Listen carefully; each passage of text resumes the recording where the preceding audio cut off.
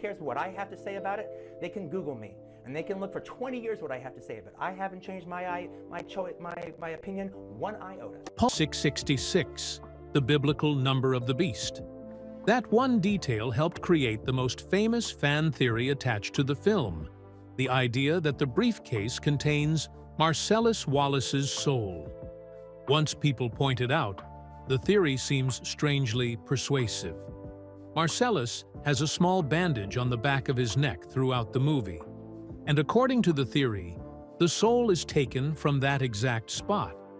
Then you add the glowing light from the case, and Jules's later speech about surviving a storm of bullets through divine intervention, and is much less supernatural. Tarantino has said more than once that none of that was planned. The bandage was there for a simple reason. Ving Rhames had a scar on the back of his neck, and the bandage was used to cover it. As for the briefcase, Tarantino first imagined it holding diamonds, echoing the heist in Reservoir Dogs. But that idea felt too ordinary and too familiar. Once he dropped it, a new theory appeared.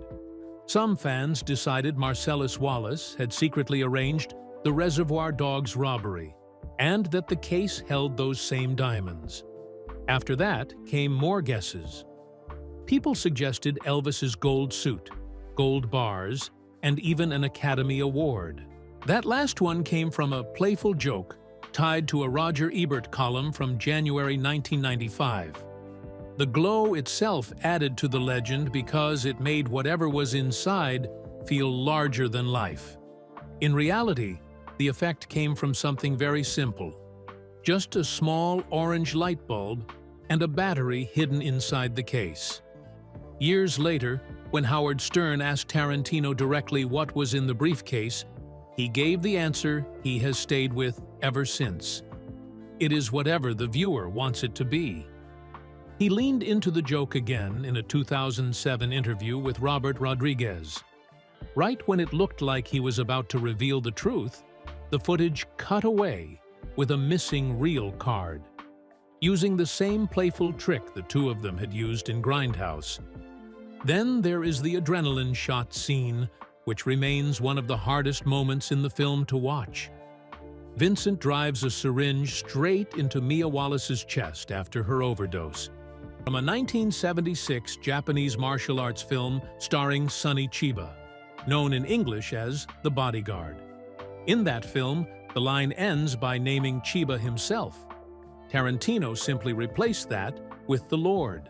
Years later, Sonny Chiba would appear again in Tarantino's world as Hattori Hanzo in Kill Bill Volume 1.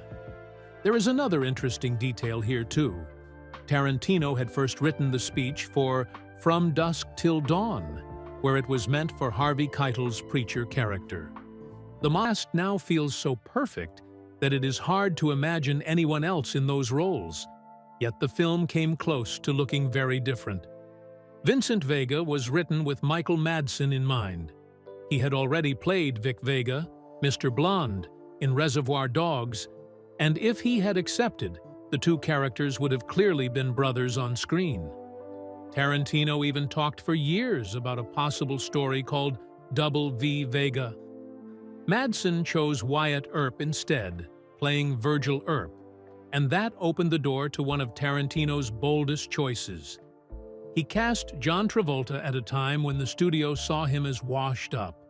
Travolta was mostly remembered then for Look Who's Talking, not for being dangerous or cool. He was paid less than $150,000 for the part, and the performance earned him a Best Actor nomination. Jules almost slipped away too. Tarantino had written the role for Samuel L. Jackson, but Jackson nearly lost it. During auditions, Paul Calderon read for the part and impressed everyone. Jackson heard that the producers might give Jules to someone else, flew from New York to Los Angeles, and auditioned again. This time he performed the diner scene and took the role back by sheer force. He later said it taught him a hard lesson about Hollywood.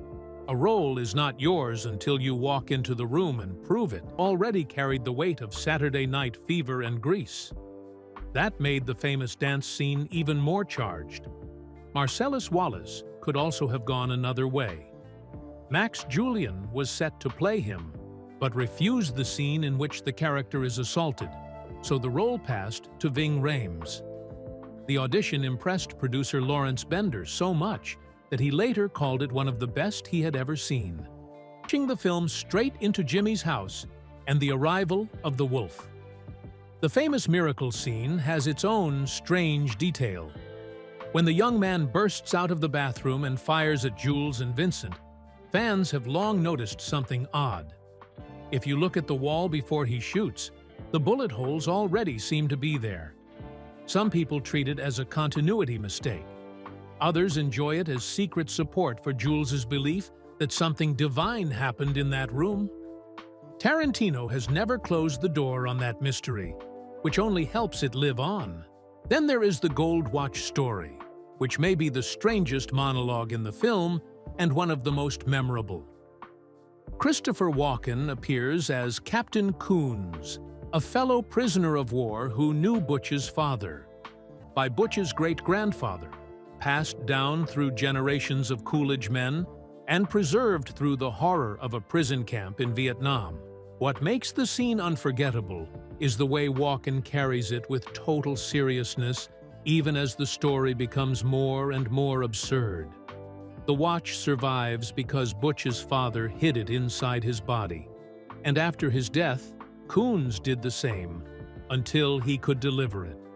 The speech lands because every line is played straight.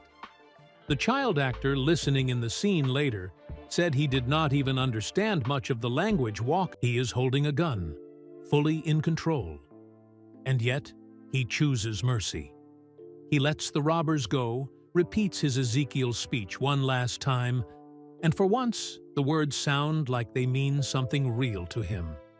Tarantino also places himself inside the film in a role that reveals something about how he thinks as a director. He appears as Jimmy, the friend whose house becomes the center of chaos, after Jules and Vincent show up with Marvin's body and a car covered in blood. What makes the sequence memorable is the way horror and ordinary life sit right next to each other.